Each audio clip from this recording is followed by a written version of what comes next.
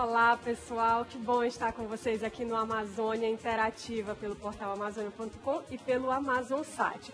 Olha, no programa de hoje nós vamos falar a respeito de espécies exóticas invasoras. Duas delas já foram temas recentes de matérias aqui no portal Amazônia. É o mexilhão dourado e agora essa semana o javali, que foi uma das matérias acessadas por vocês. Para conversar a respeito desse assunto, olha só aí a matéria do mexilhão dourado, que foi publicada em 2015, falava a respeito da presença dele nos rios ali do Mato Grosso do Sul. Fantástico. Aí daqui a pouco a gente mostra a matéria do javali, porque como ela é mais recente, vocês estão com ela mais viva na memória. Mas então, os entrevistados de hoje são o Adrian Barnet, que é do INPA, que já esteve aqui falando de tema semelhante, não foi, Adrian? Foi mesmo. Se eu não me engano, foi de bioinvasores. Foi, mas obrigado pelo convite de novo. Obrigado. Nada, a gente que agradece. E o Marcelo Garcia, que está aqui de novo, a participação dele foi tão boa, gente, que está aqui ele de novo. Gostou, né, Marcelo? Bom dia, foi muito bom das explicações, é um prazer estar aqui de novo. Nada, a gente que agradece, Marcelo. Mas, Marcelo e Adrian, como é que se introduzem essas espécies? Porque se elas são exóticas, elas são de um lugar diferente, né? Como é que elas chegam aqui? Depende, algumas, como estou certo, ele vai falar porque é um biólogo aquático, sobre os peixes e tudo, alguns deles foi introduzido acidentalmente, mas algumas, como o javali, por exemplo, foi introduzido deliberadamente. Eles foram a ideia foi, é uma coisa bom para caçar, vamos introduzir. Só que eles esquecem que a coisa é altamente potente para colonizar as áreas. Algumas outras coisas, por exemplo, temos aqui em Manaus, talvez pessoas viram, um pequeno pássaro que parece como um animal quase mecânico. É chamado bico de lacre. Isso é um animal que fugiu dos jaulas, de pessoas que criam pássaros. É uma coisa que foi uma bicho de estimação, saiu, achou a área agradável e ficou aqui. Yeah. Como é que é o nome dele mesmo? É bico de lacre. Bico de lacre. É um pequeno pássaro, então o bico é bem vermelho. Você vai, com certeza você viu, você não conhece o bico. E eles não fez nada mal. Eles estão se alimentando grama e tudo na área, os sementes, eles não fez nada mal. Mas algumas outras coisas, como o javali, por exemplo, têm grande impacto. E algumas outras coisas. Por exemplo, tem registros agora, porque estamos criando áreas mais abertas com o desmatamento. Tem algumas espécies de pássaros, por exemplo, o chororó e algumas outras, que está subindo do cerrado e colonizando as áreas naturalmente. Mas eles estão animais daqui, eles são animais brasileiros, eles estão só aproveitando o novo habitat que é bom para eles e eles estão não fazendo nada mal. Mas, como falamos, o javali é coisa completamente diferente. Caramba! Então, normalmente essa introdução de espécie exótica está relacionada ao aproveitamento econômico, né? Então já tentaram introduzir crocodilo nilótico, né? No sul, um crocodilo que é super perigoso, ele mata grandes mamíferos, como o gnu na África, chega até 10 metros de comprimento, é atualmente agressivo. Isso no Rio Grande do Sul, lá pelos anos 2003, foi até acionada a justiça, pediu para ele eliminar a criação ou apresentar um estudo de impacto ambiental para poder criar esses animais. Imagina só um crocodilo desse fugindo no meio do rio, né? 10 metros, é perigoso até para a população, não só para o meio ambiente. Normalmente essa introdução está ligada ao interesse econômico de criação. Então nós temos vários exemplos, como por exemplo o caramujo africano, a fatina fúlica que foi trazida para o Brasil para criar como escargot, para alimento, e foi trazido aqui para Manaus também, algum criador, e ele escapou e perdeu o controle. Está disseminado. Até em alguns municípios do interior há relatos da presença do caramujo africano. Outros exemplos são peixes, né? Tilápia também. Né? E não só os exóticos vindos para o Brasil, mas como a própria translocação de espécies dentro do Brasil, por exemplo. Nos anos 80, foram levadas várias espécies do Amazonas, da Amazônia, da bacia amazônica, para a bacia do Paraná, Paraguai, como por exemplo, tucunaré, sardinha, pescada, foram colocados nas represas e geraram grandes impactos para a fauna local. Então ali também é uma espécie exótica ao ambiente, não é só exótico que vem de fora da área de ocorrência. Né? Agora nós podemos ver aqueles exemplos clássicos natural que vieram há muitos anos atrás, como o pardal. Pardal, que é comum no sul do Brasil, né? Foi trazido pelos navios que vieram da Europa há muitos anos atrás e colonizaram e se adaptaram ao ambiente urbano. E hoje já tem relatos de pardal aqui em Manaus também. Eu mesmo vi um, na balsa da travessia, da balsa do Ceasa. Né? Então, mas normalmente está relacionado ao interesse econômico. Né? E tem outras espécies também que vêm acompanhando, como por exemplo, alguns, no caso do mexilhão dourado, né? O caso de outro caramujo, que é um berbigão, que eu mesmo encontrei aqui no Rio Branco. Nossa, o Rio Branco aqui em Roraima. Quando você explora seixo de rio, ele está vindo junto com esse seixo, e como eu estava fiscalizando a questão do seixo, eu vi um desse bivalve, né, que é um molusco que tem 2 conchas. Eu encontrei esse animal no meio do seixo, pedi para identificar, foi identificado como esse berbigão, que é do gênero corbícola. Né? Também é outro introduzido que vem no laço de navios. Então, com essa globalização, a grande deslocamento de cargas, mercadorias, meios de transporte, alguns animais pegam carona e vão. Mas, normalmente, a grande introdução, como no caso do javali, foi aproveitamento econômico. Ele foi levado para o Uruguai, algumas controvérsias, ele foi trazido da Argentina para o Rio Grande do Sul, e a partir daí ele escapou, fugiu e está disseminando pelo Brasil. Eu acho que a coisa importante de realizar é que você leva essas coisas fora da área natural. Eles agora estão numa área que basicamente é um festo para eles, porque eles não têm os predadores naturais. Isso. Agora eles possam reproduzir, é muito rápido, e basicamente as crianças deles vão também reproduzir, as crianças deles bem rápido. E normalmente um animal vai, por exemplo, o javali pode ter até 10 bebezinhos. Então, a maioria deles normalmente vai morrer. Mas se esses 10 vai nascer mais bebezinhos, você tem essa velocidade de crescimento da população muito rápido. E isso vai aumentar a capacidade deles de colonizar mais áreas, porque está fora do controle. E você pensa, puxa, mas não tem onça para controlar eles. Sim, mas nos áreas do sul, como Paraná e tudo também, nós detonamos as populações de predadores naturais como onça. Então não tem coisa para controlar eles. Antigamente, provavelmente tive. Então esse também é um grande problema. E o problema com o javali, eles estão tão espertos, é um porco. E porcos são animais bem espertos. E eles têm capacidade de fugir, de esconder, de se adaptar. Rápidos, fortes, né? E animal forte. Porque existem bandas. Se você tiver só um pobrezinho onça tentando atacar eles vão acabar com a onça também, provavelmente. E Adrian, e você já viu o javali por aqui? Você já tinha notícia? Eu não encontrei aqui. Quando eu estive vivendo nos Estados Unidos, também foram introduzidos lá. Sim. E tem alguns enormes lá, porque eles têm a mesma coisa. Tem lá o onça vermelho, por exemplo, outros predadores. Mas também eles acabam lá com predadores naturais. E você tem javali lá que é enorme, mesmo problemas, eles indo e comendo o safra de pessoas e tudo isso. Tem pessoas que caçam, mas às vezes os caçadores estão matados por os porcos, por porcos selvagens, o javali. Porque eles existem em bandas, e você está seguindo e tem alguns atrás de você, vai te matar. É verdade, é um perigo, né? Agora, o Adrian tocou num ponto importante, né, Marcelo, a respeito da caça, que no caso do javali a gente chama manejo, mas é a caça autorizada, né? É um ponto bastante polêmico, mas é uma maneira que é regulamentada, autorizada por lei, que a gente tem de controlar essas espécies, né? Não, com certeza. Desde 2013 existe uma instrução normativa do IBAMA que regulamenta o manejo do javali. Né? Então ele pode ser feito ou pelo abate, que seria a caça propriamente dita com arma de fogo, todo regulamentado, o armamento regulamentado pelo Exército, como arma de caça, e também o manejo de outras formas, que seria com armadilhas, métodos químicos, marcação e recaptura, um manejo mais para você seguir esse bando e poder manejá-lo. Né? Mas nesse caso, é um bem que a caça faz para o meio ambiente, porque o impacto que esse animal está causando é irreversível. Né? Por exemplo, não só para o meio ambiente como um todo, competição com outras espécies.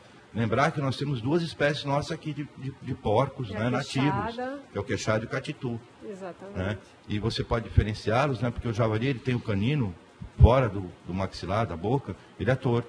Enquanto o queixado e o catitu, esse canino é reto.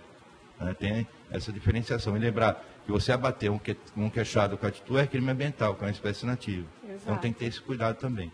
Agora, independente disso, tem relatos, né, que desses bandos, desses javalis, que, por ser da mesma espécie dos porcos domésticos, que são domesticados há anos, eles se cruzam.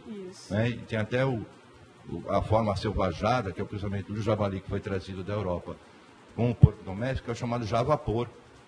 Então eles chegam a invadir plantações, tem relatos que eles invadem plantações canaviais, em São Paulo, e chegaram a prejudicar vários hectares de plantações que eles vão se alimentando com um bando, e acho que todo morador aqui do interior do Amazonas conhece, sabe como é um bando de queixada passando por algum lugar ou invadindo a roça deles no interior, um prejuízo enorme. E você já viu o javali aqui, Marcelo? Não, eu não tenho relatos, porque o meu trabalho é muito na água, né? Então, é verdade, mas, o especialista em biologia de água. Mas eu já estou preocupado, porque o relato que nós temos, né, para mim seria novidade a questão da ocorrência deles em Roraima.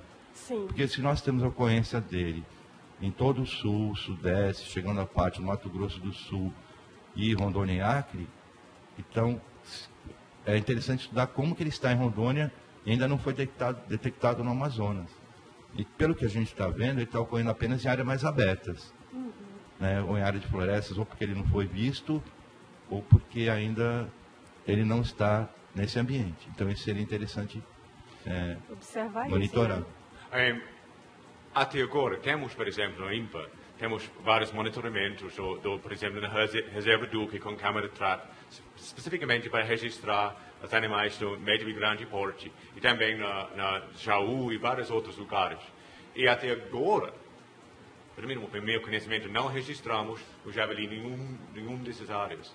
E a incidência deles no Roraima, por exemplo, isso é também possível, que eles não é coisas do Brasil subindo para o sul, mas é animais do Venezuela baixando para o norte, porque também ele tem o problema com o javali lá. Não é um problema único do Brasil, também tem os animais lá. So, talvez eles realmente animais venezuelanos que não têm passaporte, invadindo. Tem todo é isso lugar. mesmo. Mas também um dos problemas é esses animais, porcos e tudo. E você não pensa que eles estão bons para nadar, mas eles têm capacidade de atravessar rios grandes. É forte, né? Eles têm capacidade de nadar bem. Eu vi o Caxitu atravessando o Tapajós, que é um rio muito grande. Tem outras espécies assim que a gente precisa de atenção. O engenheiro agrônomo com quem eu conversei, que a gente vai já ver a matéria com ele, ele citou a lebre europeia. Nós temos animais, preocupação com animais desse tipo, com espécies invasoras desse tipo aqui? Não, que eu saiba da lebre europeia aqui no estado não tem nenhum relato. Na matéria ele vai, eu já estou antecipando, né, a videoreportagem, ele diz assim que já chegou no Mato Grosso do Sul, está subindo, a espécie está subindo. Então, é preocupante isso, né? Está interessante ter alguém que possa elaborar um projeto de pesquisa para monitorar esse tipo de deslocamento dessa espécie invasora. Eu acho importante, sim. Para mim, uma das preocupações foi um anúncio recentemente do governo aqui, que agora é liberado a capacidade de criar coisas como tilápia, não água mesmo dos rios. Você pode encercar uma área com rede e criar espécies como tilápia aqui no Amazonas. E isso é bem preocupante, porque por todas as razões que tilápia é bom para criar, a capacidade de comer qualquer coisa, a capacidade de reproduzir muito rápido, a capacidade de crescer muito rápido, todas essas características deixam o animal um ótimo invasador, que tem capacidade de fazer invasões em qualquer lugar, e quando eles estão lá, é bem difícil tirar, é bem difícil acabar com a população. É tipo o problema da carpa, né? Lá nos Estados Unidos. E você está abrindo o caixa de Pandora, exatamente. Todas as espécies introduzidas necessitam de um estudo ambiental muito complexo, é muito difícil, muito custoso realizar um estudo desse, porque você tem que prever os impactos dessa população que pode escapar para a natureza ao longo dos anos. E em cada ambiente é diferente do outro, o comportamento da espécie vai ser diferente, dependendo da oferta de alimento, a temperatura da água. Então, são vários fatores que necessitam de estudos muito demorados para isso. E nós temos aqui na Amazônia, por exemplo, pelo menos 10 ou 20 espécies de carás, parecidas com a tilápia, que podem ser utilizados em piscicultura. Necessita simplesmente desenvolver a tecnologia para poder criar esses animais de cativeiro, né, sem problema algum. E, esse tipo de coisa, precisamos realizar que, ok, sabemos que alguns animais conseguiram colonizar, mas também tem muitos que não conseguiram. O número de pássaros de estimação que saiu das jaulas e não conseguiram estabelecer populações. O número de animais sapos de pessoas estão criando que fica soltar o jaula e não estabelecer. Tem todo esse tipo de coisas que, basicamente, sim, algumas é bem preocupante, como o javali. Algumas outras, basicamente, fica escondido e não sabemos que eles existem aqui, como mas o bico de estão lata. aqui entre nós, né? Yeah. Tá certo. Gente, agora nós vamos ver, finalmente, a videoreportagem, que, na verdade, é uma entrevista que a gente gravou por Skype com Rafael Salerno, que é um engenheiro agrônomo que trabalha como consultor. Ele é mineiro, mas ele conhece os estados aqui do norte e tem trabalhos principalmente no Mato Grosso e no Tocantins. Ele tem um grupo de observação para mapeamento da presença do javali aqui no Brasil. Vamos conferir.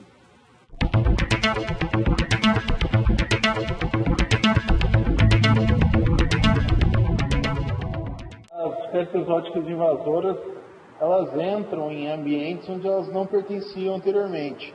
Então, naturalmente, elas não têm ali as barreiras, como, por exemplo, predadores, doenças e outras coisas que possam afetar essa população. Então, elas têm caminho livre para expandir nessas áreas onde elas entram.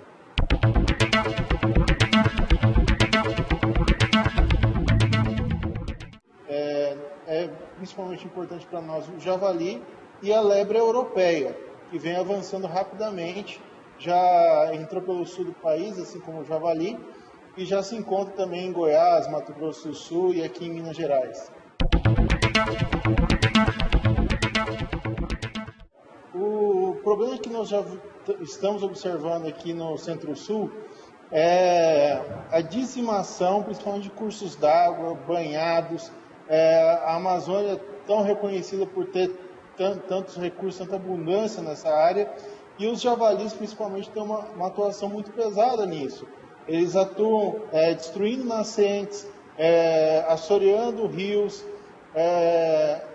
eles consomem na flor do solo tudo que tiver de postura, répteis, anfíbios. Então, na verdade, eles vão esvaziando as matas. É isso que a gente tem observado. Outros mamíferos sofrem tanto pela ausência da alimentação, uma vez que esses animais são onívoros e consomem tudo que tiver, quanto a própria predação. Filhotes de mamíferos silvestres, sejam roedores, sejam, por exemplo, cervídeos, são predados também por esses animais, ou seja, é um animal que não se contenta só com sementes, por exemplo, ele vai e ataca outros animais, outras espécies silvestres. Nós temos um portal hoje, o Aqui Tem Javali.com.br, que tem paralelos canais nas redes sociais, tanto Facebook, Instagram, YouTube, e que nós formamos uma rede de voluntários que tem tanto feito esse controle quanto tem relatado as novas áreas de incidência. No que isso foi importante? Num primeiro momento, a expansão foi tão rápida e ainda é tão rápida pelo país que as autoridades não sabiam onde é que estavam esses animais. Então, nós fizemos um mapa por meio de voluntários que enviaram fotos, enviaram relatos, e a gente passou a montar esse mapa depois com parceria com o Departamento de Ecologia da Unesp de Rio Claro, para poder mostrar para as autoridades onde é que estava esse animal. Autoridades brasileiras, aí o IBAMA, fez uma resolução já em 2013 liberando o abate desses animais. É necessário fazer um cadastro junto ao IBAMA, mas tem sido realizado em largo espectro.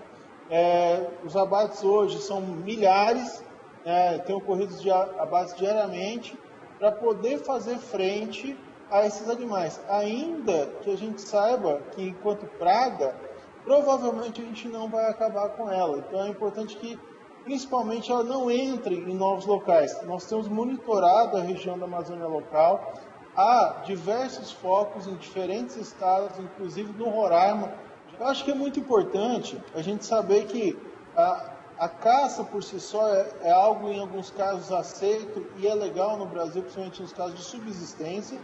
No entanto, é preciso deixar muito claro que os prejuízos causados pelo javali são muito maiores do que talvez os benefícios de quem talvez se interesse em introduzir essa espécie em novas áreas. Então é muito importante deixar esse alerta para que não se leve esses animais para novas áreas. E sempre que houver, constatar, não deixar as populações evoluírem, porque naturalmente os prejuízos, tanto na área agrícola quanto ambiental, são muito grandes.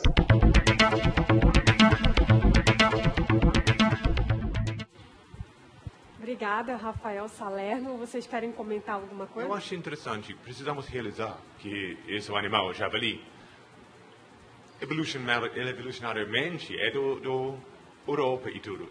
O animal foi criado para a evolução, basicamente, abaixo da pressura de predação de lobos. E por isso o animal vai ter 10 crianças, 10 ninhos, ninhada de 10 bebezinhos. Por isso o animal vai começar a reprodução aos 10 meses. É para basicamente lançar muitos indivíduos na população, porque originalmente teve uma pressura de predação muito alta dos lobos. Não temos lobos aqui. E todos os nossos predadores é solitário. O animal, bando de lobos possa acabar com um grupo de porcos, mas onça solitário, por exemplo, não tem como. Por isso eu acho que nós precisamos fazer a coisa como os lobos foram fazendo antes e caçar esse animal, porque não é daqui. É importante que a população tenha esse entendimento que é necessário o abate desse animal. Porque o prejuízo que ele pode causar para a população, para as outras espécies, é muito maior do que, eventualmente, a caça ser liberada para abater esse tipo de animal. Nós podemos, assim, comparar também, esse tipo de controle é praticamente inviável a gente conseguir extinguir a população dessas exóticas que foram introduzidas. O que a gente pode diminuir. Né? Quem sabe um dia, com biotecnologia, hoje está avançando muito, por exemplo, outra espécie que foi introduzida aqui no continente, né, em vários lugares, é o Aedes aegypti também. Ninguém trouxe um carapanã para ser introduzido. Ele pegou carona e está aqui entre nós. Aedes aegypti, né? Tipo Aedes aegypti. É uma praga, está entre nós, exótico, está aqui transmitindo doenças. Fora a questão ecológica, esses animais introduzidos também podem introduzir doenças. E outra questão importante de a gente ressaltar. Então, com a biotecnologia desenvolvida, pode ser que no futuro consiga se erradicar através de introduzir um animal com alguma modificação genética, mas aí tem que ser muito bem estudado, porque nós temos nossos porcos domésticos aqui também, Exato. que estão envolvidos nisso. Né? E é muito polêmico quando a gente fala de caça aqui na Amazônia, né? Eu acho que o Marcelo, que é do IPAAN, sabe melhor do que todos nós disso, né? É uma coisa que incomoda, né? As pessoas já ficam, vai caçar na Amazônia? Incomoda por um lado, mas a gente tem que saber que vai fazer bem para as espécies nossas aqui. Lembrando que nós temos catitu e queixadas que podem entrar em competição, sofrer uma alteração populacional e, querendo ou não, tem muitas populações aqui que fazem a caça desses animais manejadas assim, porque eles tomam conta, várias unidades de conservação, ambientes que são desenvolvimento sustentável, e eles sabem quanto caçar para que aquela população se mantenha e também eles têm a necessidade do alimento deles, porque eles estão, onde eles moram, não há supermercado para eles comprarem nada congelado. Exatamente. Precisamos considerar por que existem as leis contra caçando os animais em vários lugares. E exatamente por isso, muitas das áreas da floresta está fragmentado, os animais estão sofrendo vários impactos e as populações estão diminuindo. Então, temos essas regras contra a caça por boas razões. Mas esse animal é de fora, não é parte do ecossistema que estamos tentando preservar. E, actualmente, preservando o ecossistema que estamos aqui para estudar, amar e tudo isso, que é o patrimônio da pessoa do Amazonas. Por isso, não, você precisa caçar esse bicho. É estranho, talvez, um biólogo falando, não, precisamos caçar. Mas isso não é um bicho da nossa região. Eu sentiria mesmo, como o tilápia, que não é daqui, tirando o mexilhão dourado, qualquer desses animais que não é daqui, então invasores e foram introduzidos para o mal da humanidade, não tem um espaço aqui. Esses pássaros, o chororó e capitão e tudo, que está subindo por o cerrado para chegar aqui, não. Isso é uma invasão natural. E, é uma coisa bem diferente. Precisamos realizar e não ficar mais emocionado por essa coisa, porque não é Disney, isso é a realidade. Outra questão importante é que não é privilégio só do Brasil também trazer espécies exóticas, né? Por exemplo, o Brasil também exportou sapo, por exemplo, sapo cururu para a Austrália. É mesmo? E virou uma praga que tem alguns municípios australianos que milhares de sapos invadem em certas épocas do ano nas ruas da cidade. A cidade fica intransitável porque a rua fica lotada de sapos, ninguém consegue nem atravessar, nem carro consegue passar, devido ao dano ambiental que foi causado pela introdução para controle biológico. E esse controle biológico causa um descontrole biológico, na verdade. Exatamente. Realmente, isso é o coisa inteira sobre a ausência do predadores naturais. E o cururu, lá, não teve um predador. Então, não teve nada para controlar a população e teve uma explosão. E uma área cheia de cururu, eu tive o problema porque eles têm esses glândulos tóxicos e fazer essa inflação quando eles estão assustados. Sim. Tem serpentes que, normalmente, eles são predadores dos sapos e tudo. Chegou esse grande cururu e disse, uau, chegou um grande almoço para mim. Pegou o cururu e morreu afogado, porque o cururu fez uma inflação. Caramba! O serpente australiano morreu. E depois você tem menos ainda serpentes para fazer controle da situação. A gente está chegando no final, mas antes a gente não pode deixar de mostrar para vocês as 5 mais.